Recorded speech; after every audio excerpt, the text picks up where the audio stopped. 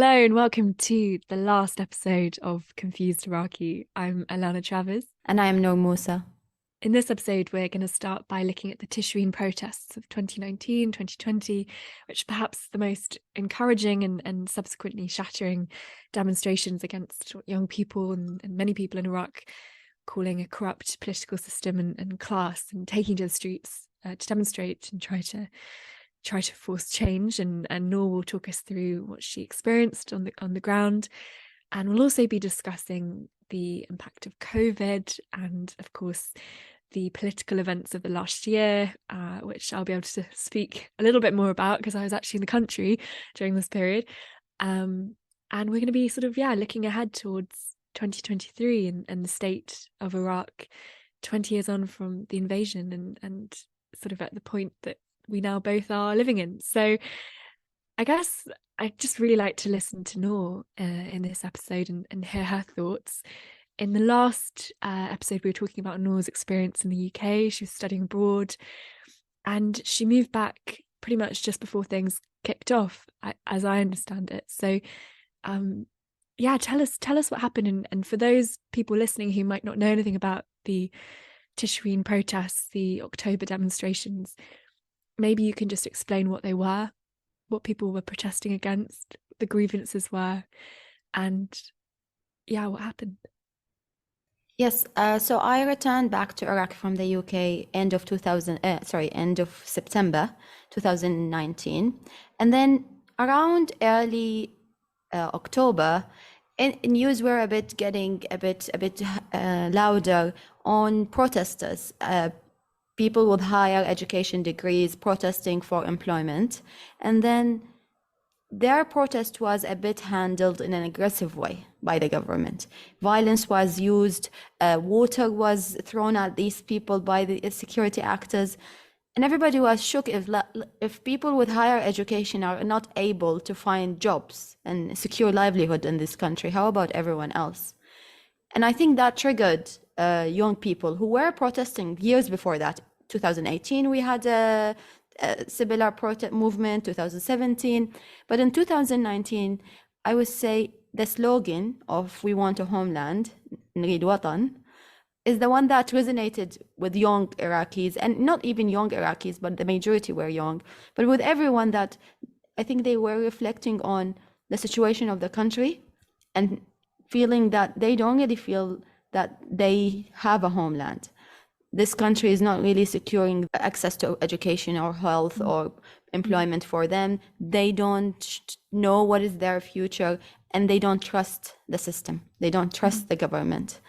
So everybody started on their own level, started to protest. And then the interesting thing about 2019, it became more of a movement because it got a bit organized. There were spokespersons for the movement. There were meetings, preparing statements and releasing statements, and building tents and staying there, and mothers cooking, and for these young men, girls joining the movement. It's for the first time you see lots of girls in the streets in very conservative communities. Also students leaving their schools and going to join the protest. It was a movement, a national level movement that was mainly in the southern part of the country, like mid and southern part of the country, because I also have to say that it could have been a national level movement, but Sunni areas were a bit concerned because the last time they protested, ISIS happened. So if you can imagine, if they were able to protest, I would say it would have been a national level movement. It's interesting, isn't it?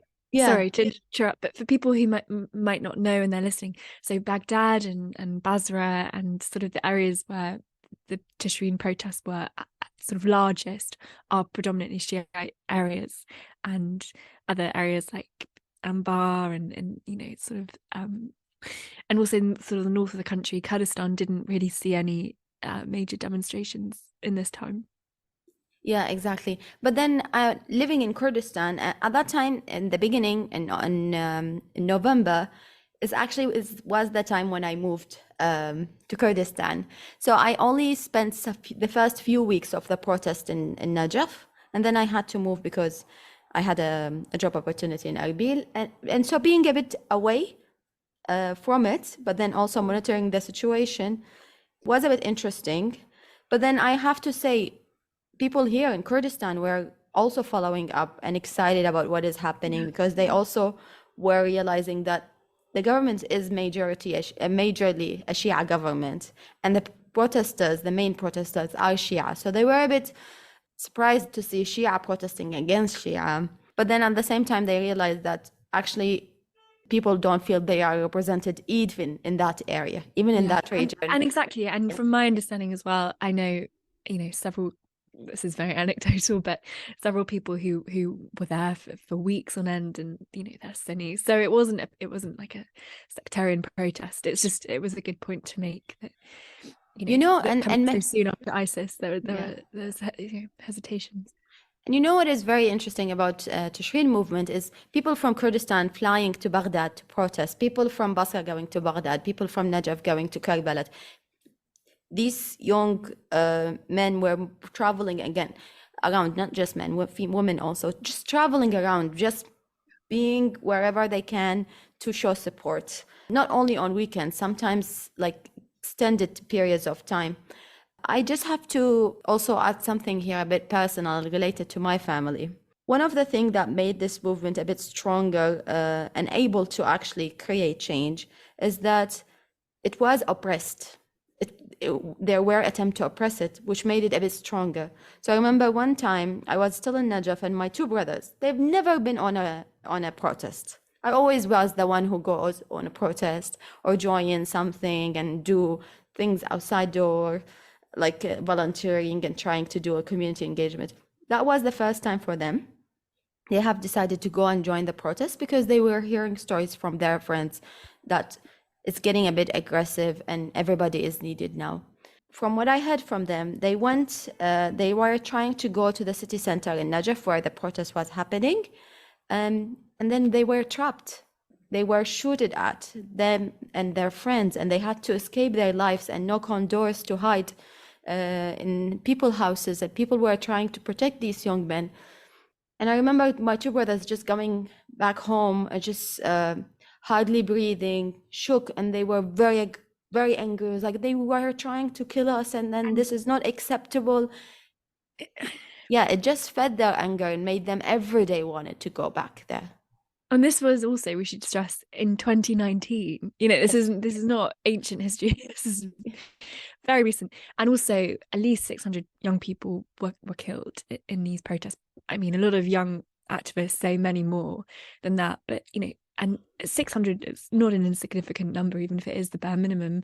And perhaps, Noor, you can explain for people who don't understand that, it wasn't just, again, there hasn't been an awful lot of justice, understatement, for these killings, but the majority of the perpetrators, it's assumed, are militias, non-state actors. I mean, I guess they were sort of taken into the state in a sense, but maybe you can explain that whole aspect as well, who was suppressing these demonstrators.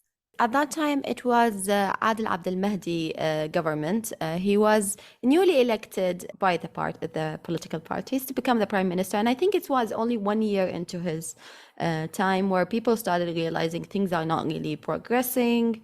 This ill treatment of protesters is happening, and then the killing started. So it made people a bit more emotional about what happened, and then they were more interested in ending his time. Because footage did show security actors actually throwing these smoke bombs. What do you call them? The smoke. Like grenades and Yes, pellets and all yes, that sort of thing. which actually were thrown at protesters in a way that actually was used as a weapon of killing. Many people died because of this. That's one of the reasons, is that government actually was trying to protect itself in a way that was aggressive. It caused the government to engage in civilian killings. Yeah. This is evidential in footages, and then what happened is recorded not only by protesters but also by media. But then militias also were involved, and I think people were very frustrated with the news. Twitter became a very big thing in Iraq at that time because people weren't able to trust what is happening on media, Mm. and internet was cut for a while. We were struggling with internet, and then so what was happening is news were saying like, oh, it's not the government, it's not the militias, there is a third party, and Yeah. everybody was focusing, what is it, who's that third party?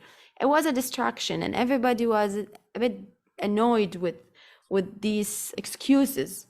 The change Yeah. needed to happen, and thankfully by the end of it, Adil Abdel Mahdi's government has been taken down, Mm. and a caretaking government took charge. However, that didn't mean that things changed or things No. has progressed the way protesters wanted.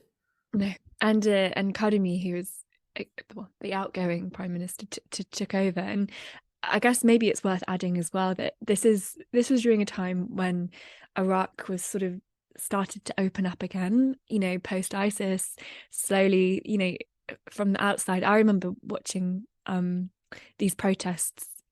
Again, I was sort of involved in a job that was kind of monitoring things in the Middle East, and so maybe I was more aware than other people, because I don't think it, I mean, I know the protests were covered, but having come to Iraq and now lived here for a year, and speaking to people and just seeing what a massive thing it was for so many people, I don't think that scale was ever really portrayed, nor the suppression. And also, we should probably add it, yes, hundreds of people, predominantly young men, were killed, but there was also, just kidnappings and abductions, and yes, I know anecdotally again a few journalists who had to endured horrific experiences, but that doesn't even compare to lots of the young activists and what they faced, and also this sort of lack of justice after as well, which has been, I think, even more, well, not even more, but sort of elongating the pain.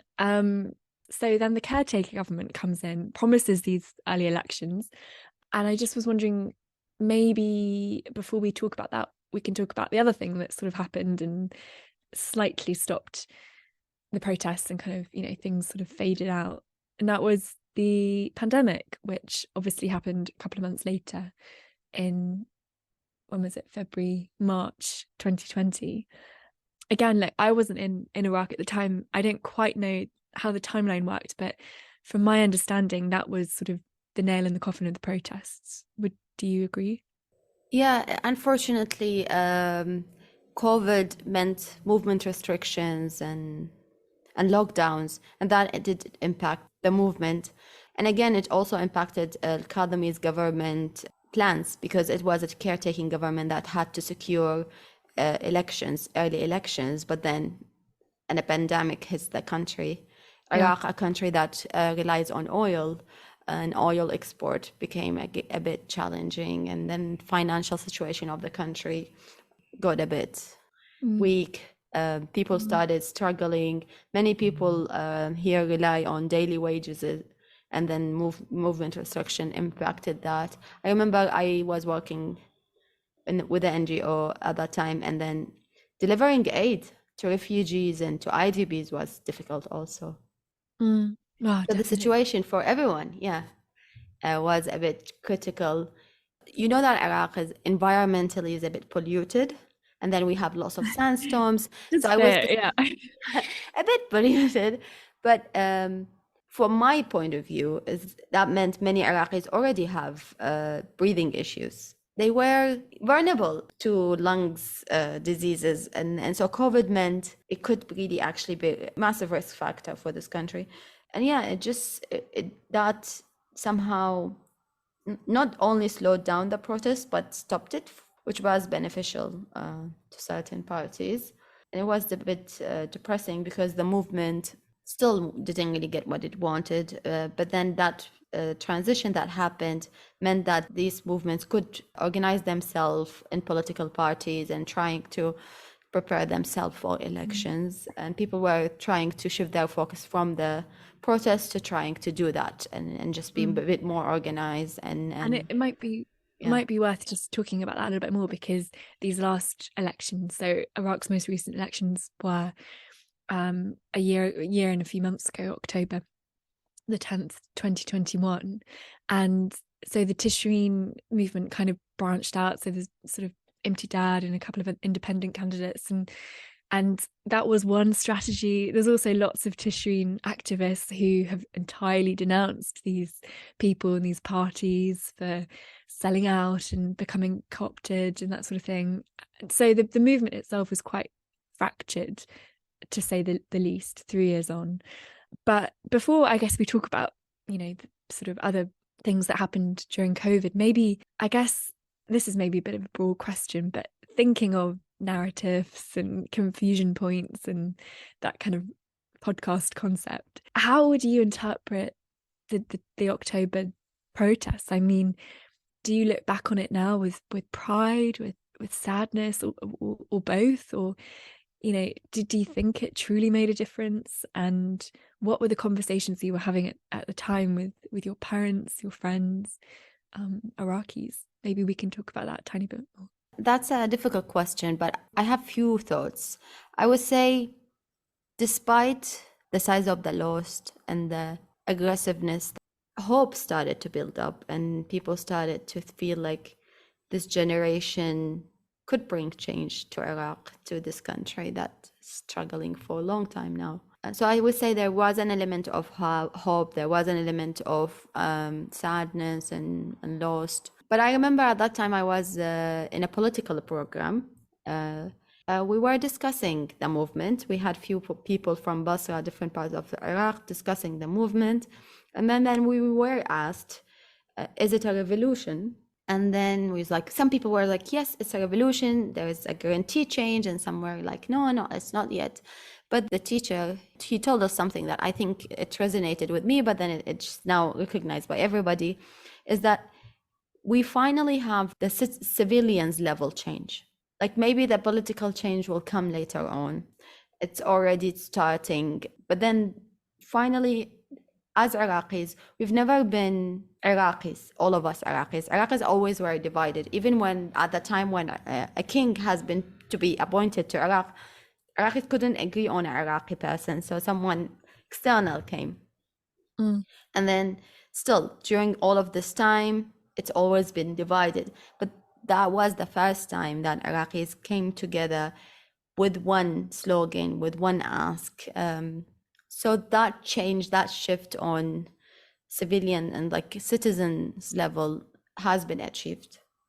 So, and that's a massive progress for a country that is just stepping up into trying to adopt democracy and build completely different systems. It's a country that has been socialist and a communist and then Ba'athist, then trying to be a democratic, capitalist country is very, very confusing, and it's very pushed.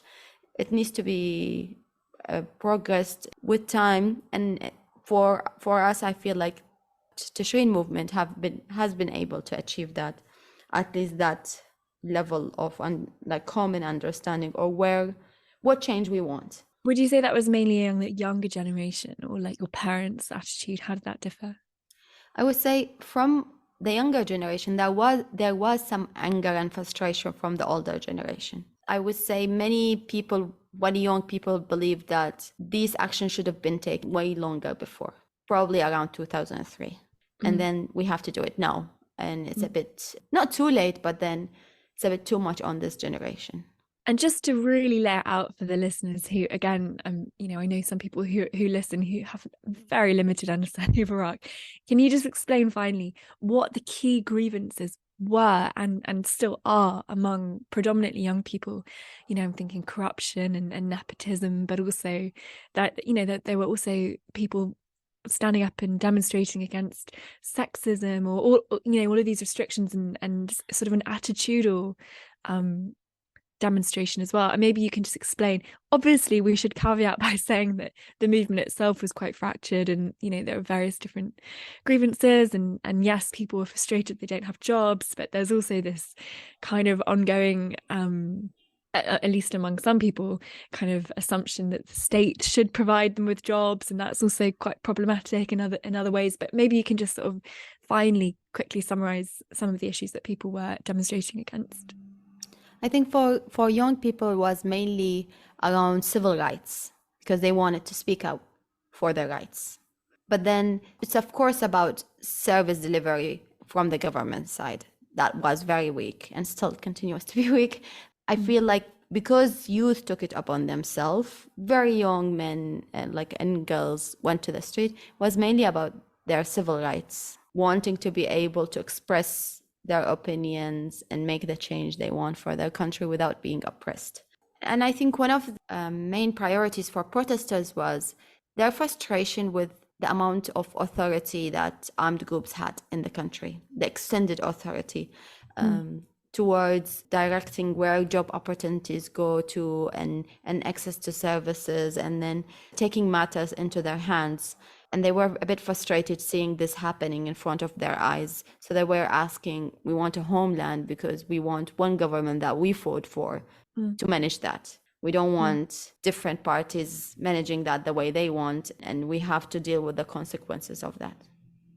Which is interesting because it kind of comes back to the political situation, right? And maybe we can talk about the current state and what the events of the last year show about Iraq too.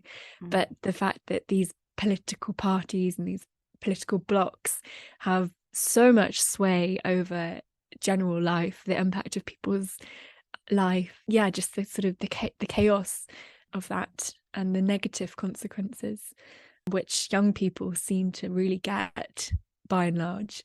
And I don't think, from my understanding of being in the country the last year, that maybe it's too simplistic to say the older generation, but the somewhat more invested generation seem a little bit more intractable or less open to changes. And of course, a lot, the sort of endemic corruption within the country is a massive grievance, and it just causes so many issues, unintended and intentional. There was actually a report published by Human Rights Watch earlier this month, or late November, I think, which was sort of an important report, 40 pages, I believe, on the lack of justice for those who were killed or injured during the Tishreen demonstrations, and sort of the Iraqi government's failure and quite deliberate failure to hold perpetrators of killing and maiming and forced disappearances to account. So that's definitely worth looking at if you're interested in sort of looking at not just what happened during the demonstrations, but the ongoing issues and lack of justice. And it's called To Sleep the Law: Violence Against Protesters and Unaccountable Perpetrators in Iraq. That's just a quick recommendation to check out. And I guess, let's sort of move on a little bit and talk about the impact of COVID. So Noor moved to Erbil in this time. And I remember experiencing the coronavirus in the UK and suddenly just, being quite at a loss to what the future might hold. And I can only imagine how it must have felt for you as well. But it would be interesting, I think, maybe for listeners to sort of hear about the impact of lockdown, because there was a lockdown, even if it wasn't strictly adhered to, right? Maybe you could talk about that, and also the vaccination drive, and what happened in this sort of incredible period, 2020, 2021. So in Iraq, I think it's like most of the world, they realize the coronavirus is actually happening around mid-March. So a lockdown started in March. I was in Kurdistan, so I was under Kurdistan government way of managing the situation, and there was Iraqi government way of managing the situation. My family was in the Iraq side in Najaf. Things are different for us. The lockdown that was imposed here in Kurdistan, I think the first lockdown was very long. I would say I was home alone, completely alone for more than a month. Movement restrictions also, you cannot really go somewhere without a permission to do it. That was the best time of my life, to be honest. Oh no. I've enjoyed it so much, being alone and just reading or watching TV on, and still working from home. So that time when we started, everybody works from home, which is also not really very healthy, to be honest. But the thing is, a country like Iraq, with weak health system and with just a recent political unrest, take-care government just has been established. Still political unrest, still a humanitarian crisis ongoing, and then a pandemic hitting the country. There was lots of anticipation into what is the government going to do about this and how are we going to be able to manage it. WHO stepped in and they were supporting the government, but people weren't able to trust even the numbers that was given. Many people didn't report. Iraqis were also, it was considered somehow as a stigma having coronavirus. So many people didn't report they having it. I remember my family in Najaf saying that we don't think people are reporting because we see these black, what do you call them? When somebody dies in Iraq, we have a black piece of fabric and they write on it the name of the person and they put it around the neighborhood so people are aware that somebody has died. Gosh, I didn't know that. And my brother, he was telling me one day, we were talking and he was like, it's shocking the amount of these pieces of fabric around the neighborhood. And apparently people are not reporting enough and many people are dying. And testing and vaccinations that came a bit later, but there was a lot of international pressure and focus on vaccines and getting a vaccine. And I know, just again anecdotally, a number of international public relations campaigns to try to get Iraq vaccinated. It was seen as a really key priority, but also, again, I know lots of people who chose not to get the vaccine and that kind of thing. And do you remember those debates and people, Definitely remember them. In Iraq, I think people were a bit more accepting the vaccine. However, Iraq is next to Iran, and Iran had a massive crisis with COVID. We were following up on that because we were concerned. A neighboring country, the news on COVID weren't good at all. People were dying by hundreds in Iran. And then the state happened. The crisis hit the state very hard. And all of that happening around us made us think, how can a government like Iraq control a similar situation? We were very concerned that if this happens in Iraq, it will be horrific. Thankfully, things didn't go as bad as people wish they don't. Just a year after the vaccination happened, and then people started taking it, some are not, but again, the government imposed it somehow on their staff. Many Iraqis are employed with the government. Things were able to move a bit and progress. But thankfully, I think in Iraq, we just got lucky because Iran had a massive crisis and they didn't have wars for years. They should have a better health system. So a country like Iraq could have struggled. Thankfully, we didn't have that. But what we had is the economic crisis. Everybody, when they remember the COVID in Iraq, they remember the economic crisis because that time shows how Iraq is vulnerable to being a one-source economy. Which is what? Yes. Iraq relies on one source. Sort of 90, 95, over 90% of its GDP is oil. This is a whole other podcast conversation itself, but sorry to interrupt you. No, definitely. It made just everybody realize how vulnerable as a country we are. And then everybody was looking into the government. So like, what can we do? And then the government at that time, I don't know if you know, but probably you know, they released a white paper. Yes, the white paper was it was like economic reform for Iraq. But you know what is interesting about that white paper? The white paper was actually an advocacy paper by the government to the Iraqi people, telling them that you need to stop asking for employment, like government jobs. The education is not at a level that guarantees the best employees. We struggle with the human resources that we have when it comes to capacity, and we have lots of demand. The budget cannot meet the amount of spending that we have to dedicate for government stuff. So it just was a paper from the government to tell the people things have to change. You have to open your minds into the things that we are going to be having to impose. And that's when the devaluation happened of the dinar. Like a year after the devaluation happened and people were shocked, it was used by political parties to push agenda against the government.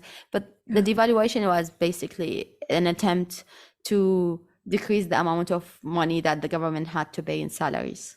Yeah. Like, because like any other transactions, especially like business and market, will continue to be in dollars. So dinar has to be devaluated in order for the government to sustain the budget and ensure that they not budget to sustain the finances for salaries. Interestingly, during that time, again, the government didn't have an approved budget.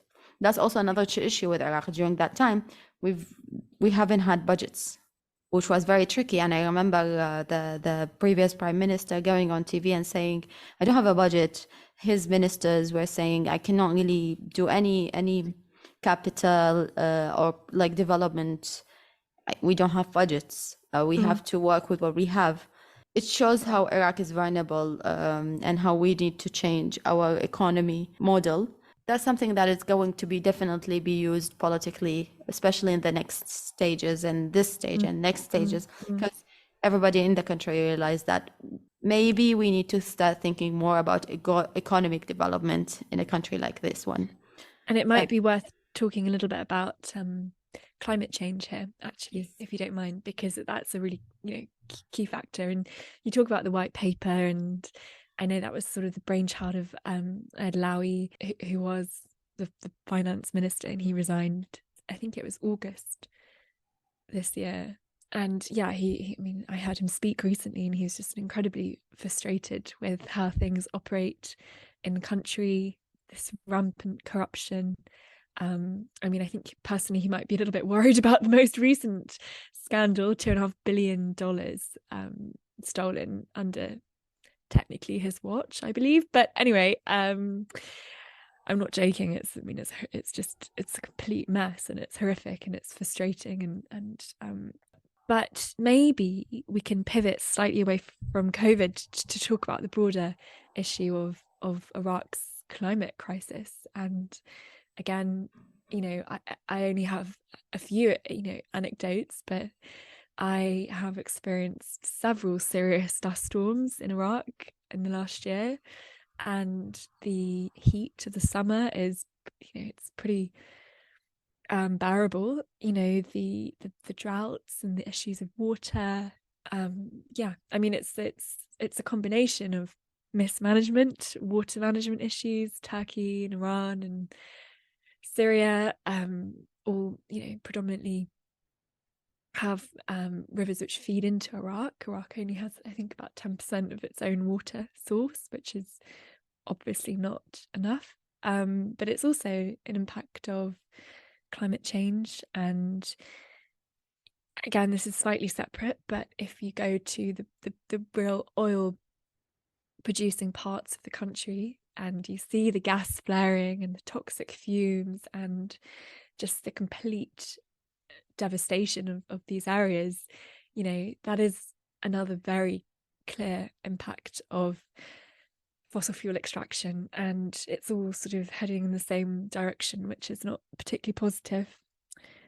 And I guess also, I suppose I'm going to hand over to you in a second, Noor, but I moved to the country already being quite concerned about the environment. Used to do a lot of climate activism stuff, and maybe naively kind of thought that I'd be trying to explain climate change to people. Everybody knows what it is. People aren't stupid in Iraq, and that was a very misguided narrative to have in my head, because the issue is so much bigger than that. It's not about necessarily, well, it is about the environment, but it's not about just what the environment's doing. It's about the structures in place and the politics behind it, and the whole global systems and structures. And I totally understand why people think that it's entirely out of their control, because it is. having said that, there's still a lot that needs to change, and I am not entirely hopeless that people don't have the ability to put structures in place to try to mitigate the impact of a heating climate, which is disproportionately impacting the Middle East. So I've said a lot there. Maybe you can just jump on that and actually make it make a bit of sense. Reflecting on this, for me, I have three nephews and a niece. Whenever I think about them, I think about the future of this country. Because I am 2003 child, so I really like what is happening now, how could it impact their lives. And I feel like what is this generation, this children of Iraq today, are going to go through a riskier future than the one I had, the 2003 children. Because not only political instability, security challenges, employment issues, education by itself. They already struggle finding quality education. They have to pay for education. That's also a massive challenge in Iraq, the privatization of education and preventing children from equal opportunities to access education. But then for me, the biggest risk for my nephews and my niece's future is environmental and climate situation in the country.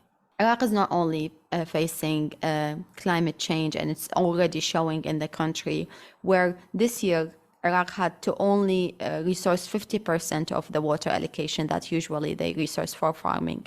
50%. So this year, Iraq has farmed only 50% of its lands. That is already decreasing in size for the last few years. Multiple farmers committed suicide this year. Villages have actually completely gone dry, and farmers left their areas or changed their occupations. Internal displacements because of climate change and droughts is already taking place in the country.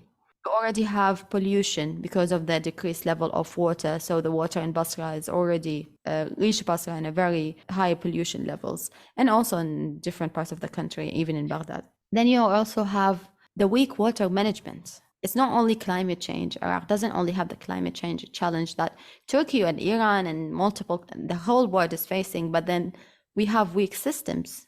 When you talk to the government, they blame it on farmers using old methods and wasting water. When you talk to the farmers, they blame the government. But that's not the way forward. The way forward is, how do we manage our water better? And that's something that hasn't been responded to yet. So when are they going to respond to that? Well, and actually an interesting point, I slightly digress, but I've been speaking a lot recently to people who are proposing different initiatives, particularly in Basra, water management, plants, or, another big issue in Basra is rising sea levels. So it's this combination of drought, but also saltier water, which is terrible for farming. But the big issue there seems to be the corruption within Basra, and the fact that you can spend £1 billion on a water plant, but it's not actually going to be built properly, or it's not actually going to be given to the right people, the right. So a lot of the pushback, and I think this is a lot of the stuff that the white paper and Alawi found as well, is the implementation of these things, and that comes back to the political system as well. But sorry to cut you off there. You were giving such a good overview of them, and also with farming, just to say another big thing that we've seen this year is, well, the fewer farmers, the more imports, and the greater the imports, the more susceptible Iraqis are to price hikes. And the cost of grain and food this year with the war in Ukraine has also seen a very real impact on the cost of bread. And our local bakery in Erbil stopped making bread, and we asked them why, and they said it was because, frankly, the flour was too expensive. So you can really see that the implications on a very, very direct level, and it is all due to the environment. Essentially, it's what it comes down to. But there are very real structures in place which are making the situation worse and preventing mitigation and addressing some of these issues. Every year things are getting worse. This year is the first time that Iraq has that amount of sandstorms in 1 month. And a very strong sandstorms where visibility has been completely gone, and just people had to stay home, and movement restrictions have been imposed. Many people lost their lives. people were impacted by this. Daily wages, workers, they cannot work because of that. And that's also massively connected to farming in the country. Another story I want to also touch on, last year I was in Basra. Everywhere you go, people talk about water. We were invited in a farm.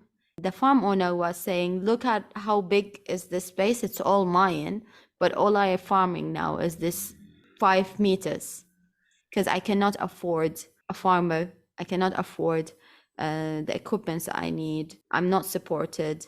And then water. Then his farmer joined us for tea, and he was like, you people are coming from Erbil, right? And we were like, yes. And he's like, why are you stopping water from coming to Basra? And it's not, no, it's not us. It's not Kurdistan.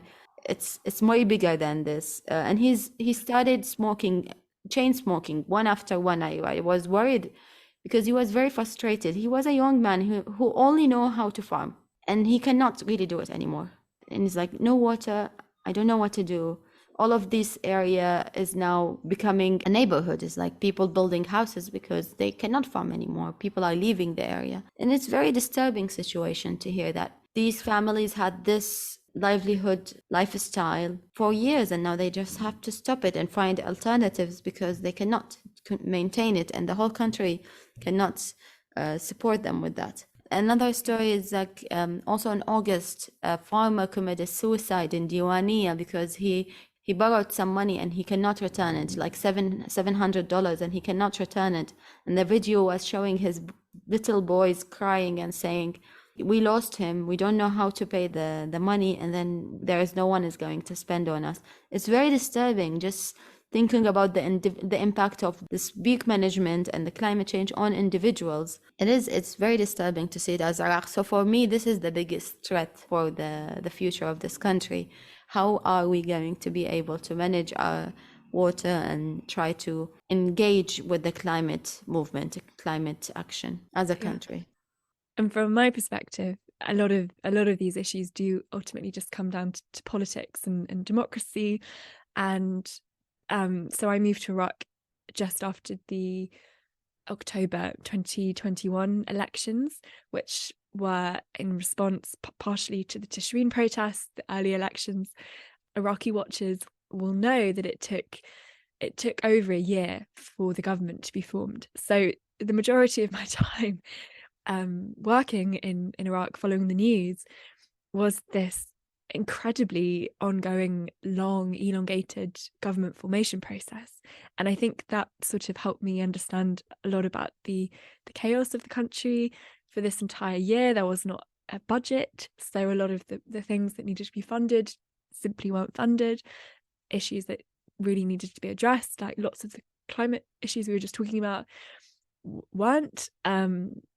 Humanitarian situation, there's been this transition process, handing over responsibilities to the government. Well, I mean, I don't know who they were talking to, because now there's a new government in place and the transition's happening, and you can just see all of these points of chaos. And obviously the political system that was sort of established, we spoke about this in the second episode, by the US-led coalition and the CPA, and that's still being adhered to, the 2005 constitution, and this process of forming a government, which I don't know how deeply we'll get into it, but is kind of a power sharing system and predominantly formed with coalitions. And yeah, there were several issues this year, not least because the largest bloc in the parliament, the Sudras movement,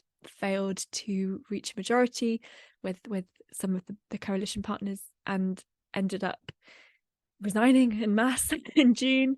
So I mean, that obviously was a spanner in the works, and then they ended up occupying Parliament and the Green Zone and squaring off against members of the Coordination Framework, which is another bloc, having a full-on conflict. I think it was 30 people dead. So I mean, obviously things escalated, but in between these pretty significant and serious events, there was also just ongoing conflict between different politicians and blocs, and the judiciary made several rulings which made things harder to form a government, depending on which way you look at it. So anyway, I'm slightly rambling, but my point is that it became very clear this year, A, when I was trying to learn about the political system, and B, when I was trying to write about it, that that there is an awful lot of chaos and instability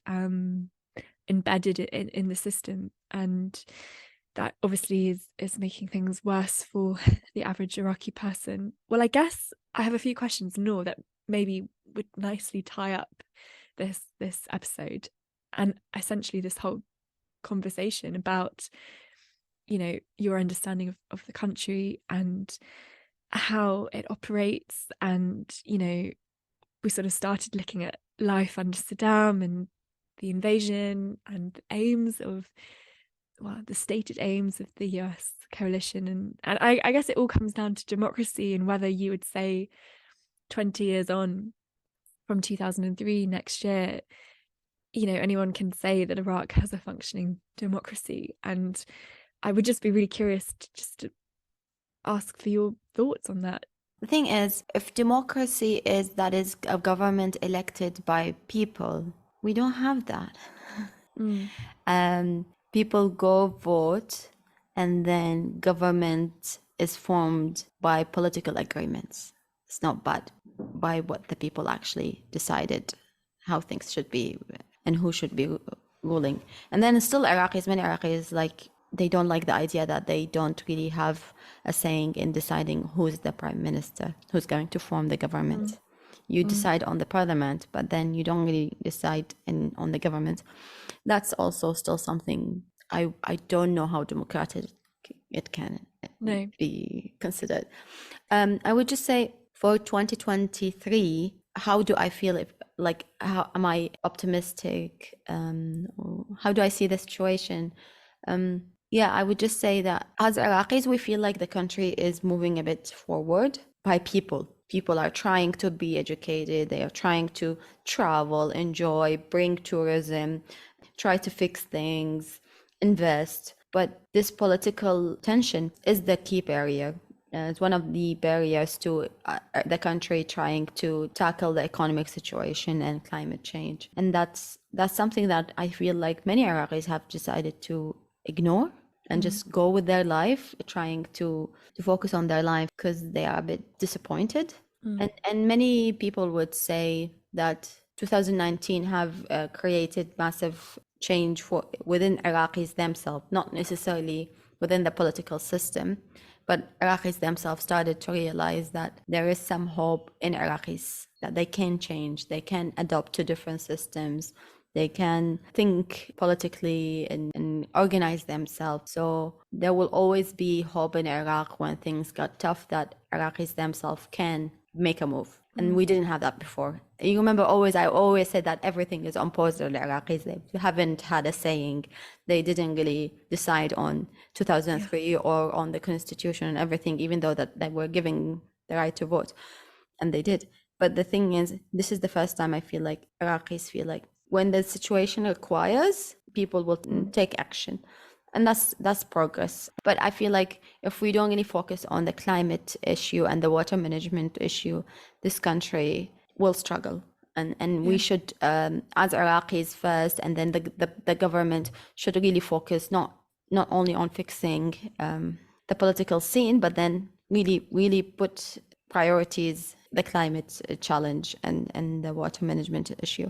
So I guess we should say that the new government, the new Iraqi government, Latif and Prime Minister Sudani, they are fairly new and they are saying some positive things, and maybe, you know, it remains to be seen how they go, but they're formulating the budget now, or they're holding talks about it. So, you know, maybe there's cause to be more optimistic than perhaps we currently feel, or at least I currently feel. But I guess I want to just speak a little bit about just the amazing people that I've met this year and the inspiring Iraqis, and you're one of them, and there's many more, and you know, from a personal level that there is so much to be hopeful about.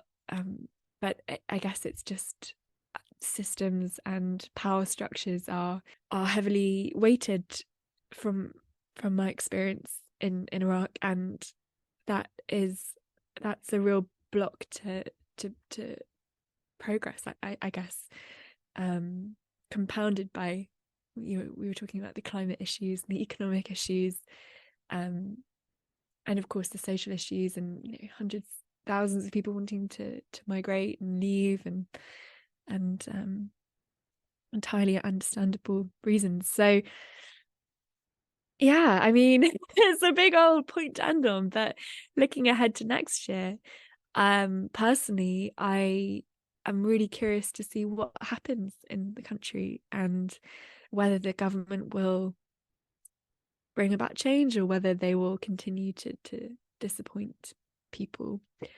And I guess a lot now is sort of riding on climate mitigation action to help prevent the worst impacts of a climate crisis, which is already in the country, and also supporting young people to become economically self-sufficient, independent, productive members of society.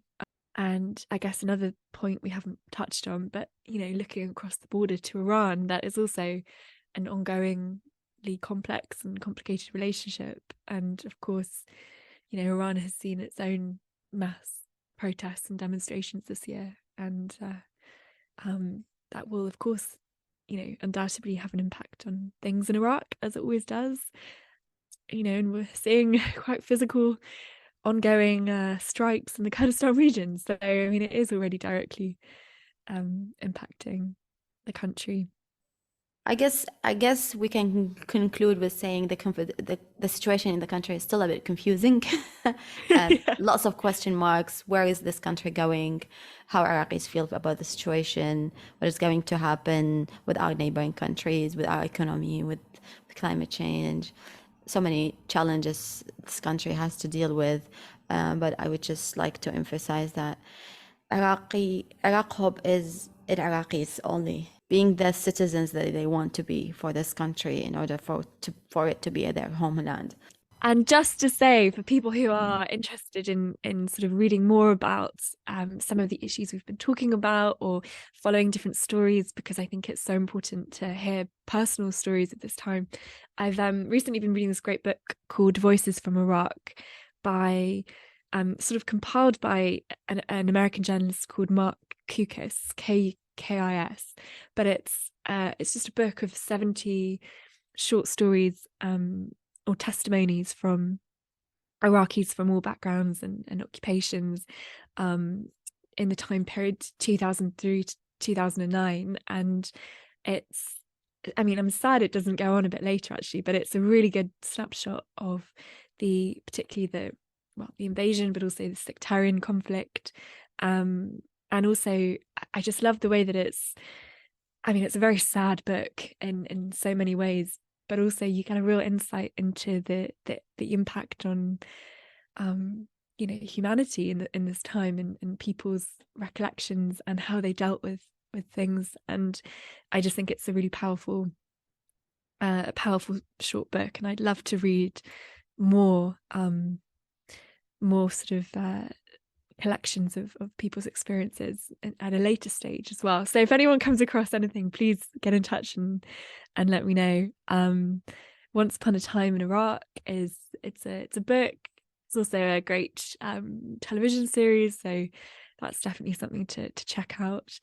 And then I suppose that to keep it up with contemporary journalists and activists and writers. There's so many amazing people on social media doing great work.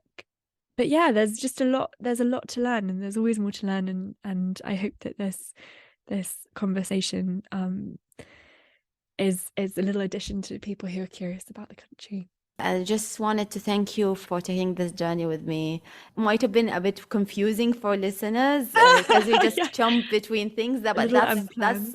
yeah, that is that is how the situation and that is how Yeah.